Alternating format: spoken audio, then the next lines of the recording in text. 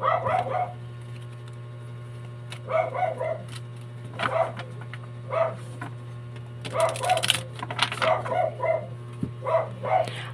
Aries, alamin natin ang pwedeng maganap sa inyo sa June 11 hanggang June 17. Ito ay general reading, Aries. At hindi po lahat ay tatamaan ng reading na ito.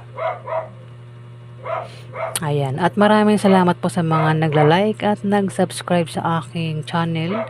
At kung hindi po kayo nakapag-subscribe, click na lang po ang subscribe button guys para updated po kayo sa mga ipo-post ko.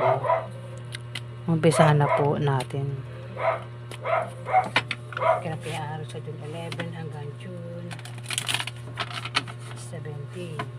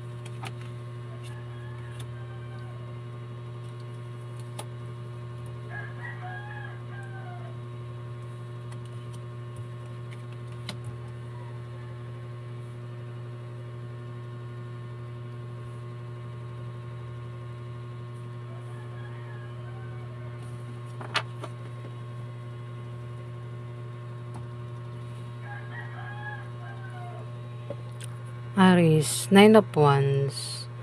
May pag-atake yung mangyayari dito Pero ikaw naman daw ay nakahanda sa pag-atake niya. Kasi mukhang may mag-o-offer, offer. Upright natin. 4 of 9, 4 of Cups. Offer. Pwede kasi panloloko lang yung offer.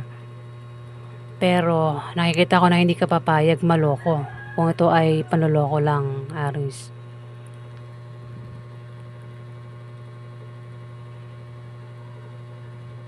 Pwede rin naman na meron kang pagdaan ng pagsubok. Kasi pwedeng may hindi matutuloy na mga bagay at mag-ingat ka raw sa sakit, Aries, sa 1 week na yan. Hindi yan lahat Ang basahin nyo ay pwedeng magkasakit sa 1 week na yan, Aries. Ingat ka rin daw sa mga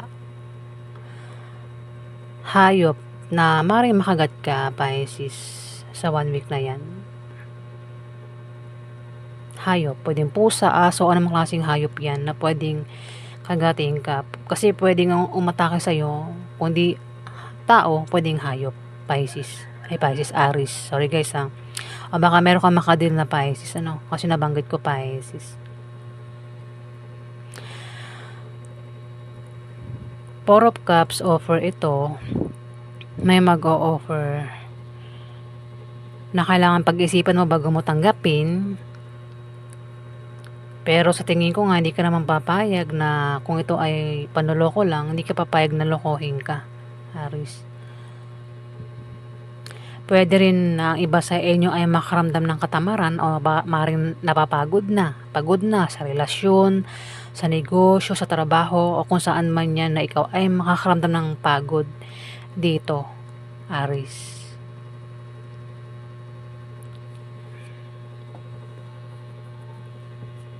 Knight of Cups. Apply natin kasi walang meaning ang reverse niya. Offer nga. May mag-offer. Isang tao maaaring mag-offer o maaaring maimbitahan ka niya, Aries. Pero pag-isipan mo bago mo tanggapin sa 1 week na yan. Pwede makatanggap ka ng tawag, chat, message sa kanya. Pwede ang offer ay pag-ibig, trabaho, negosyo, sideline, Aries, na kailangan mong pag-isipan bago mo nga tanggapin. O maaaring yan ay imbitasyon, baka maimbitahan ka sa 1 week na yan, Aries. Pero pag-isipan mo pa rin bago mo tanggapin yung imbitasyon. Kasi pinag-iingat ka sa manloloko, kasi pwedeng panloloko lang itong offer o invitation, Aries. Pero hindi ka nga papayag na ikaw ay lokohin dito, Aries. Dito, 8 of coins na nakabaliktad.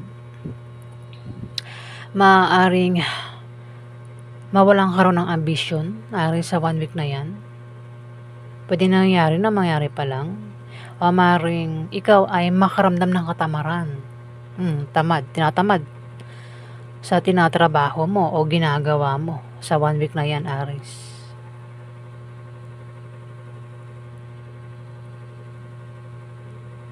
Baka hindi kasi akma itong ginagawa mo o hindi mo gusto itong ginagawa mo o tinatrabaho mo, kaya maaaring tamarin ka dito. Kailangan mo ng taong magpapayo sa'yo, Aries.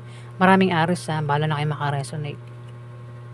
Ayan napapagod na o tinatamad sa gagawin o tinatrabaho sa 1 week na yan, Aries. Kasi maaaring hindi mo gusto itong ginagawa mo o hindi akma sa'yo itong ginagawa mo o tinatrabaho mo, Aries. Dito 5 of coins, maaaring maubusan ka raw ng pera, kung hindi ka magtitipid, huwag ka raw gastos ng gastos, Aries, sa 1 week na yan. Tipid-tipid daw sa pera.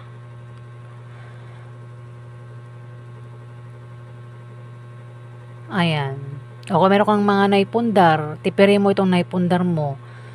Halimbawa, meron kang naipundar na pagkain, huwag mo raw ubusin, tipid-tipid daw. Kasi maaaring maubos itong naipundar mo na pagkain, Aries, kung pagkain yan.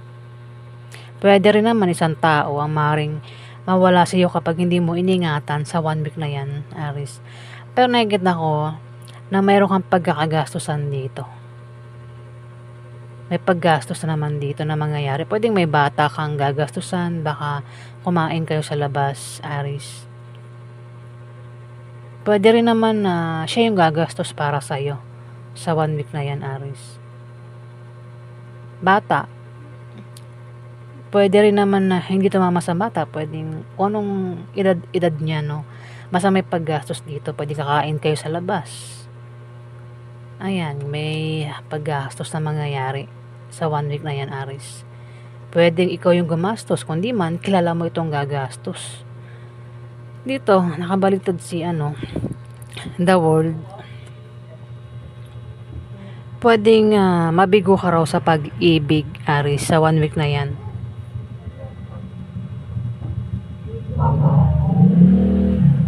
O baka meron kang maling plano na mangyayari. Maring mabigo ka o baka may plano kang mali sa 1 week na yan, Aries. Ayan. Kaya kung meron kang paplanuhin, pag-isipan mabuti para hindi ka magkamali sa plano mo. Ayan na, Aries.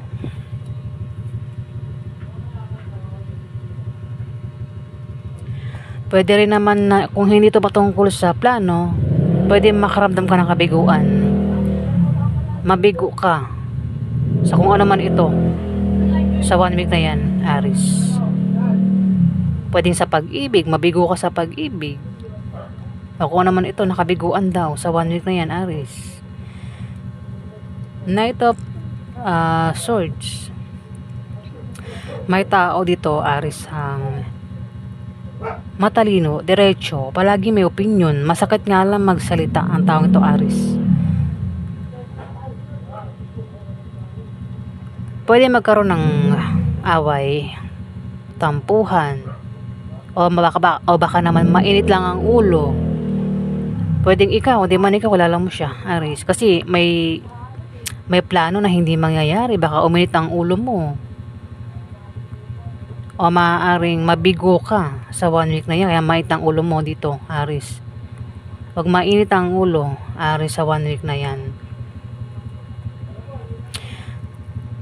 Dito, feeling stuck ka, wala kang magawa, ano?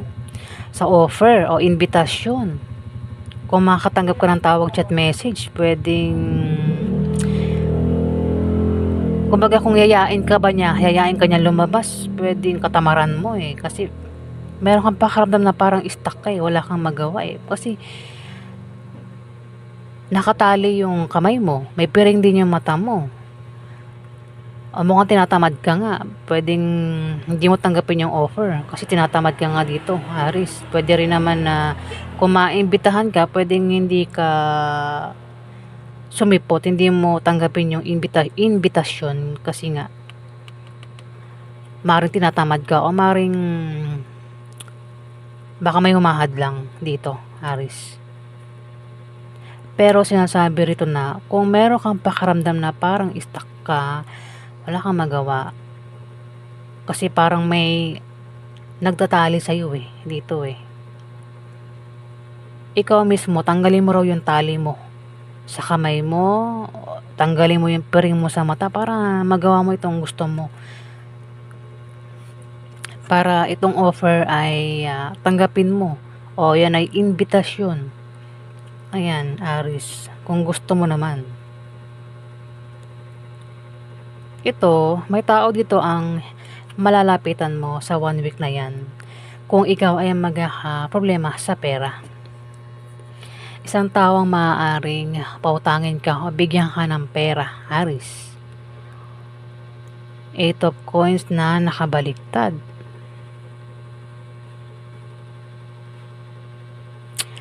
Tinatamad sa trabaho o sa kung namang ginagawa kasi hindi akma.